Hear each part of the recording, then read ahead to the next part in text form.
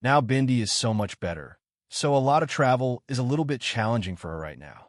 And so she'll be here next year celebrating this wonderful evening.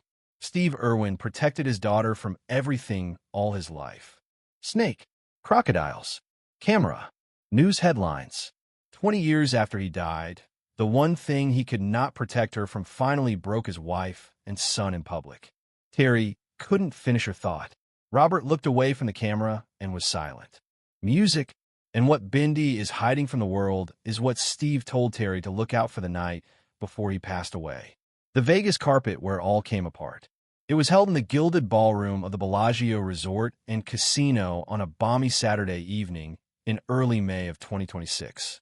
The third annual Steve Irwin Gala had turned one of the Strip's most iconic venues into a slice of the Australian outback. With khaki tablecloths, ambassador animals mingling with the crowd, and Australian comedian Rove McManus warming the room as master of ceremonies. The whole ballroom was shoulder to shoulder with conservation donors, Hollywood friends, and members of Robert Irwin's newly formed Dancing with the Stars family. But for the second year in a row, there was one empty place at the family table. No Bindi Irwin sightings. The first course was served, and her absence was a ripple through the ballroom. When Robert and Terri finally walked the carpet together, every reporter asked them the same question. Terri was the first to speak. Her voice was soft and a little weary from the long flight in from Brisbane. The trip had been a real challenge for her at this particular point in her recovery. But she told News that Bindi was doing so much better now. She promised the room her daughter would be there next year to celebrate this wonderful evening. But for now, she was just keeping close to home. Then came the line that set social media ablaze within hours of the gala's conclusion. Terri smiled with an almost knowing tiredness and said that it was, in fact, easier for Bindi to stay home and feed crocodiles than to go to Las Vegas. That one sentence carried weight, more than anyone in the room realized at first hearing. To understand why that comment meant so much, you need to understand what feeding crocodiles really means here at Australia Zoo. The silent sentence that broke the internet. Built by Steve Irwin himself, the Crocoseum is a 5,500-seat amphitheater, the same arena that hosted his memorial in 2006. The young woman in question would prefer to wrestle a 14-feet saltwater crocodile live on stage than board a long-haul flight to Nevada. Robert moved in straight away to finish the picture. He reminded everyone that Australia Zoo operates with a team of around 500 staff members on approximately 500,000 acres of conservation land. His sister was doing a bang-up job of holding down the fort while the rest of the family flew off overseas. He said it with pride. Smile, but there was something under the smile that the reporters could sense without him having to explain it. The truth is, Bindi has been waging a battle for over a decade that most people watching that gala would have never guessed. Her recovery is real, but precarious. And the family has been trying to strike a fine line between celebrating her healing and shielding her from anything that might set her back. Travel was difficult was not a casual phrase used by Terri. Pick for the cameras. It was a guarded summing up of years of medical history that has dictated the entire Irwin family's life behind the scenes. And that's just where the story takes us next.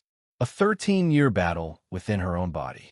Bindi first publicly revealed her endometriosis diagnosis in March 2023, posting a picture of herself in a hospital bed on Instagram and talking about more than 10 years of tests, doctor visits, and scans with no answers.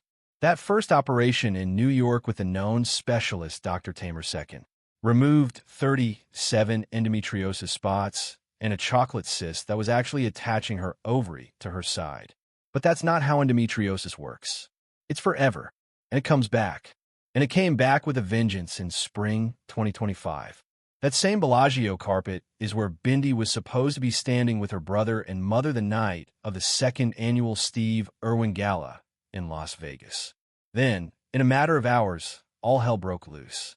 Later, Robert told People magazine his sister had tried to push through the pain and to go to the gala anyway, but the surgeon told her flatly that her appendix had to come out immediately. Her health had to come first. Bindi flew directly to New York from Las Vegas for emergency surgery. She told her followers in a video from her hospital bed that she had her appendix removed less than an hour after the procedure. She'd had 14 new endometriosis lesions removed and a hernia she'd gotten from giving birth to her daughter finally sewn up. By the time the dust settled in two, the medical math was staggering, just staggering. A total of 51 endometriosis lesions were excised. A chocolate cyst, an appendix, and a postpartum hernia were repaired. By August 2025, she said she was finally well enough to share some good news with her followers, that she was able to function in everyday life again without feeling the need to vomit or pass out from pain. She was starting to recognize herself again, in her own words. That recovery is what Terri was trying to save when she decided to leave Bindi. At home, 2026. And then the next phase of the gala carpet began, with the family tears flowing in earnest. Terri's health update was given, and the conversation moved to lighter things. Reporters were curious about a family joke that had been circulating for months. Robert had allegedly started a petition to put his mother on the next season of Dancing with the Stars, and the question was whether Terri was actually going to do it. Terri stepped to the microphone with a deadpan, perfectly timed, told the reporters she would look over the petition and get back to them in 5 to 7 business days. The carpet laughed till he roared. Robert smiled beside her, the smile of son who had been planning this very bit for weeks. He personally started the petition, and his mother was adamantly refusing to do it, he told the Hollywood Reporter back in early December 2025. He added happily that he was going to wear her down, no matter how long it took. Robert said he didn't know he could dance, and Bindi didn't know she could dance. Still, they both went well on the show. Those dancing genes had to come from somewhere, he insisted. He joked that his father, Steve, was an athletic man with no rhythm at all, so the dancing must have come from the maternal side. Then Terri's face grew softer on the carpet, and somehow the joke was better. She said she felt privileged to be asked at all.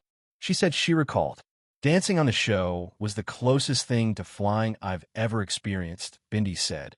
That it was euphoric and free in a way that nothing else in her life had ever been. Robert smelled blood and leaned in, promising the cameras he was going to make it happen on the next season, whatever it took. What no one on the carpet knew was that the true origins of this petition lay in a moment months earlier in a Los Angeles ballroom. The night that Robert wept for his mother on live TV. Back to the middle of October 2025, Week 5 of the 34th season of Dancing with the Stars. The episode was called Dedication Night, and each celebrity on the show had to do a routine in honor of someone important to them. Robert picked his mother. He sat on the couch and tried to speak past his tears. "I mean, my mother was an absolute hero to me," he told the camera, "because my father died when I was only 2 years old." He had begun to understand, as he grew up, how unimaginably hard it must be have been to stay strong for her 2 children, while continuing the conservation legacy she and Steve built together. His mother had been there for every milestone he wished his father could be at. He performed a contemporary routine to the Phil Collins song from the Tarzan soundtrack. At the climax, Terri walked onto the floor in a yellow dress. The music swelled, and Robert lifted her, twirled her, and fell into her arms. The judges actually wept. Bruno Tonioli told Robert his dad was looking down and grinning. Score 35 out of 40. But the real moment was in the rehearsal footage, when Terri herself broke down on camera. She told producers that for a long time after losing Steve, she found it hard to smile. If Robert said she had lifted him up, she said that was backwards in her mind. The truth was that it had been her 2 children that had allowed her to get up every morning at all. Robert's next dance forged that bond even more strongly. A few weeks after Dedication Night, the show aired its 20th anniversary episode in mid-November. Each couple was given a routine based on a memorable mirror ball winning performance. Her professional partner, Whitney Carson, and Robert chose Bindi's own freestyle from her 2015 season 21 win, the foxtrot to Leona Lewis's song Footprints in the Sand, which Bindi had originally dedicated to her late father. It was a big undertaking. When the foxtrot was finally aired, at the end of the routine, Bindi herself stepped onto the dance floor and joined her brother and Whitney in a 3-way hug. They held hands, and images of Steve Irwin holding baby Robert played at their feet on the floor. Robert dropped to his knees in the center of the ballroom, completely defeated. The judges awarded the performance the first perfect score of the season, a clean 40 out of 40. Bruno Tonioli called it a poignant and touching tribute, and Robert had got the royal seal of approval, a clever nod to a video message Prince William had recorded for Robert that very evening. Choking up at his table, Derek Hoff said Robert is this generation's beacon of joy. Tom Bergeron, the original host of the show when Bindi won a decade ago, told Robert he had grown into a real star. In his confession after the dance, Robert said he didn't know that footage of his father would play at the end of the routine and that every floor he took his father's message with him. Every time he stepped on that floor, the performance paved the way for what would turn out to be one of the most watched finales in the show's recent history. And the road from that dance floor to the mirror ball was about to challenge his body in ways no one anticipated. By the time the finale came around in late November 2025, Robert was running on fumes. Whitney admitted the pair were almost at breaking point after 11 punishing weeks of rehearsals. Robert's ribs were badly bruised, and every breath was agony. Whitney took on a maternal role and decided to take a lift out of their freestyle that was just destroying their body. The final was a 3-round deal. They opened with a judge's choice quick-step to a rock song by the Australian band Jet, earned a perfect 30 out of 30 for an instant cha-cha, and closed the night with a freestyle to the songs Black and Gold by Sam Sparrow and The Nights by Avicii. When Julian Hough and Alfonso Ribeiro finally, Robert announced his name as the winner, grabbed the microphone, and told the crowd that his sister had said it best when she had told him that the show would change his life forever. The numbers made the win historic. The finale was watched by more than 9 million people and was the highest-rated entertainment broadcast since the Oscars that year. Voter turnout was 72 million ballots, double that of previous years. He was the youngest male winner the show had ever produced. He and Bindi became the first-ever pair of siblings to both own mirror ball trophies in the history of the show. Terri, Bindi, Chandler Powell, and 4-year-old Grace Warrior were all in the audience when the announcement was revealed. Since then, Terri's Instagram post that night has become something of a family scripture for Irwin fans. She thanked Robert for his passion and his kind heart, told Whitney she was officially part of the family, and reminded the world that even a zookeeper could learn a dance. And 4 months later, that pride would all come spewing back out in front of the cameras one last time in the gilded ballroom of the Bellagio. If Steve could see it all, what would he have said? Back on the carpet at the Vegas Gala, Access Hollywood reporters asked Robert and Terri the question that's haunted the family for 2 decades. But what if Steve Irwin could see all of this with his own eyes? Terri's answer was classic Terri, sharp and a bit wry. Steve, she said, would be surprised they were in Vegas of all places. People forget how philanthropic this city really is, she said, because the reputation has always been about what happens here stays here. She said the work being done in Las Vegas for humanitarian aid and conservation rippled out around the entire world. It was Robert's line that has been cut and played on every entertainment website in the world.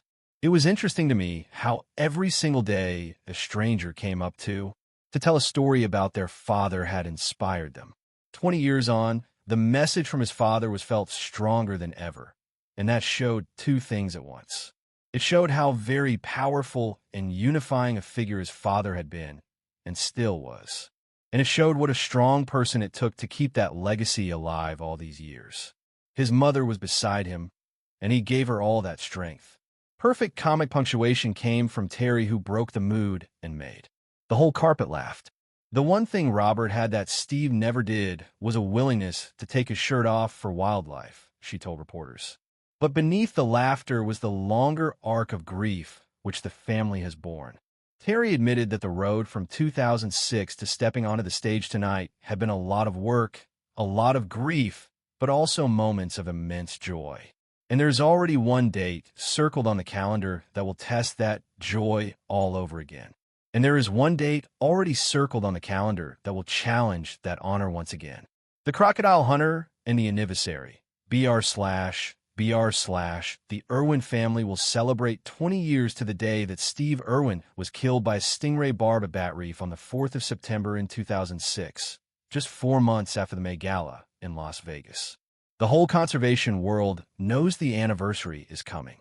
The whole family is aware of it.